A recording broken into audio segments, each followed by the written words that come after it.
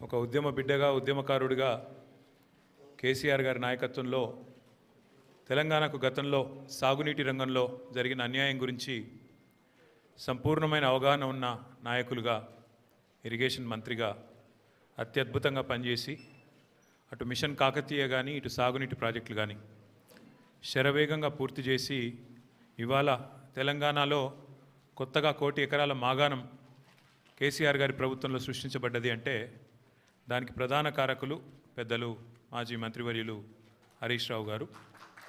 గౌరవనీయులైన party senior నాయకులందరికీ, గౌరవ శాసనసభ్యులు, గౌరవ రాజ్యసభ సభ్యులు, గౌరవనీయులైన సీనియర్ నాయకులందరికీ ఈరోజు ఇక్కడ కాళేశ్వరం విషయంలో వాస్తవాలు మరి ప్రజల ముందు పెట్టడానికి హరీష్ రావు గారు ఇస్తున్న ఈ పవర్ పాయింట్ ప్రజెంటేషన్కి హాజరైన పాత్రికేయ మిత్రులకు నమస్కారాలు.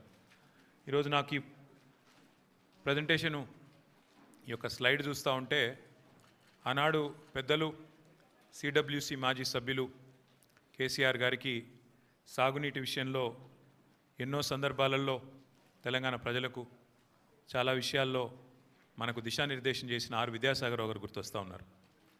ఆ రోజు నీళ్లు నిజాలు అనే పుస్తకం వారు రాయడం, ఈ సాగునీటి రంగంలో దశాబ్దాలుగా తెలంగాణకు జరిగిన అన్యాయం గురించి వారు సవివరంగా అటు కాంగ్రెస్ ఉన్నప్పుడు కానీ ఇటు బీజేపీ ఉన్నప్పుడు కానీ కేంద్రంలో ఎన్ని రకాల అన్యాయం చేసింది అని వారు పదే పదే చెప్పేటోళ్ళు.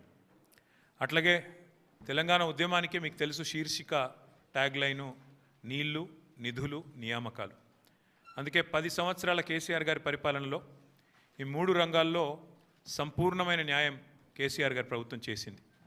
నీళ్ల విషయంలో ఇటు గోదావరిలో అటు కృష్ణలో ప్రతి నీటి బొట్టును వడిసిపట్టి ఒక్క చుక్క నీటిని వదలకుండా కాళేశ్వరం లాంటి ప్రాజెక్టు కాలంతో పోటీపడుతూ కట్టినా, అట్లాగే పాలమూరు రంగారెడ్డి ఎత్తిపోతల పథకాన్ని దాదాపు 90% పూర్తి చేసిన, సీతారామ ప్రాజెక్టుని కూడా 90% పూర్తి చేసి కృష్ణలో గోదావరిలో సంపూర్ణంగా ఒక్కొక్క నీటి బొట్టును వడిసిపట్టి తెలంగాణ రైతాంగానికి తెలంగాణ ప్రజల ప్రయోజనాల కోసం నిరంతరం పనిచేసింది కేసీఆర్ ప్రభుత్వం.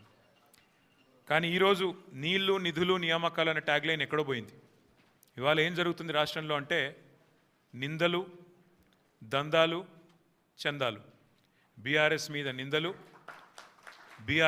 నిందలు, బిల్డర్లతో కాంట్రాక్టర్లతో దందాలు, రాహుల్ గాంధీకి చందాలు. ఇది ఇవాళ ఈ కాంగ్రెస్ ప్రభుత్వం చేస్తున్న పని. సిగ్గు లేకుండా ఇవాళ నిస్సిగ్గుగా రాష్ట్ర ముఖ్యమంత్రి కానీ అదేవిధంగా భారతీయ జనతా పార్టీ కానీ నీళ్ల విషయంలో చేస్తున్న దుష్ప్రచారాన్ని తిప్పికొట్టడానికే ఈరోజు హరీష్ రావు గారు మీ అందరికీ వివరంగా సమాచారం ఇస్తారు. అందులో ముఖ్యంగా మిత్రులు నేను గమనించాలని కోరుతున్నది ఒకటే,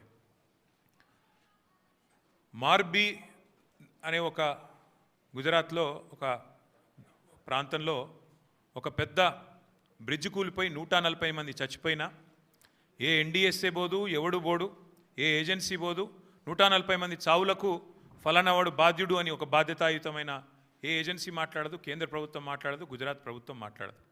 బీహార్లో 4 రోజులకు ఒకసారి ఒక్కొక్క బ్రిడ్జ్ కూలుతున్నా అడిగే నాతుడు లేడు. అదే తెలంగాణలో ఇక్కడ కాంగ్రెస్ ప్రభుత్వం ఉన్నప్పటికీ సుంకిశాల రిటైనింగ్ వాల్ కూలిపోయి 100 కోట్ల నష్టమైన ఎన్డీఎస్ఏ రాదు, ఎవడు రాడు.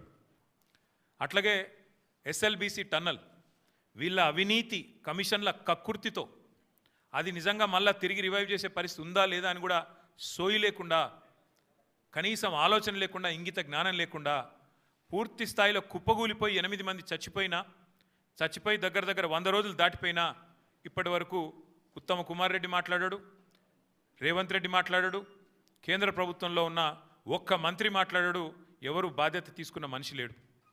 అట్లాగే వట్టెం పంప్ హౌస్ మునిగిపోయిన ఈ కాంగ్రెస్ ప్రభుత్వం వచ్చిన తర్వాత దాని గురించి మాట్లాడేటోడు లేడు. అట్లాగే పెద్దవాగు ఒకసారి కాదు 2 సార్లు కొట్టుకొని పోయిన ప్రాజెక్టు అడిగేవాడు లేదు. కానీ కాళేశ్వరం విషయంలో మాత్రం హరీష్ రావు గారు, కేసీఆర్ గారు 100 సార్లు చెప్పారు. కాళేశ్వరంలో 100 కంపోనెంట్లు ఉంటే ఒక్క కంపోనెంటు ఒక బ్యారేజ్, అందులో 3 బ్యారేజీలు, 19 రిజర్వాయర్లు, 21 పంప్ హౌజులు, 100 కిలోమీటర్ల సొరంగ మార్గాలు, 1000 కిలోమీటర్ల ప్రవాహ కాలువలు ఉన్నాయి, 100 కంపోనెంట్లు ఉన్నాయి. ఆ 100లో ఒకటి మేడిగడ్డ బ్యారేజు. అందులో మొత్తం 371 పిల్లర్లు ఉంటే 3 బ్యారేజీలు కలిపి 2 పిల్లర్లలో ఒక దగ్గర పగులు వచ్చింది. దాన్ని పట్టుకొని దున్నపోతూ ఈనింది అని కాంగ్రెస్ వాడంటే దుడ్డెను కట్టేయమని బీజేపీ వాడు 2 రోజుల్లో ఎన్డీఎస్ఏ రిపోర్ట్ అని వడ్డించి ఎన్డీఏ రిపోర్ట్ బీజేపీ ఆఫీస్లో తయారు చేసి ప్రజల్ని భ్రమింపజేసే ప్రయత్నం చేసినారు. దానికి తిరుగులేని విధంగా ఎల్ఎన్టీ అనే సంస్థ ఏ సంస్థనైతే పార్లమెంట్ భవనం కట్టిందో, ఏ సంస్థనైతే కాంగ్రెస్ పార్టీ కేంద్ర కార్యాలయం కట్టిందో, ఆ సంస్థ మొన్ననే స్పష్టంగా చెప్పింది, ఈ నివేదికను మేము తిరస్కరిస్తున్నాం, ఎన్డీఎస్ఏ రిపోర్టు ఇది చెత్తబుట్టలో పడేయడానికి తప్ప ఎందుకు పనికిరాని రిపోర్ట్ అని చెప్పినారు. అట్లాగే ఆ సంస్థనే, ఏ సంస్థనైతే నేను అడుగుతున్నా రేవంత్ రెడ్డిని, ఏ సంస్థనైతే మేడిగడ్డ బ్యారేజ్ కట్టిందో ఆ సంస్థ నిజంగానే పనికిరాందైతే మరి కాంగ్రెస్ పార్టీ కార్యాలయం కూడా ఆ సంస్థతో ఎందుకు కట్టించడం నేను అడుగుతా ఉన్నా. కాంగ్రెస్ పార్టీ కార్యాలయం కూడా తెలంగాణకి వెళ్ళిపోయిన మూటలతోనే కట్టిరు, మీరు అందరికి తెలుసు అది. అందుకే మేము అనేది ఇవాళ వాస్తవాలు తెలియజెప్పడానికి, తెలంగాణలో జరుగుతున్న దుష్ప్రచారం, 2 పార్టీలు ఒకటై కాంగ్రెస్ బీజేపీ కుమ్మక్కై ఇవాళ దున్నపోతు ఈనిందని ఒకడంటే దుడ్డెను కట్టే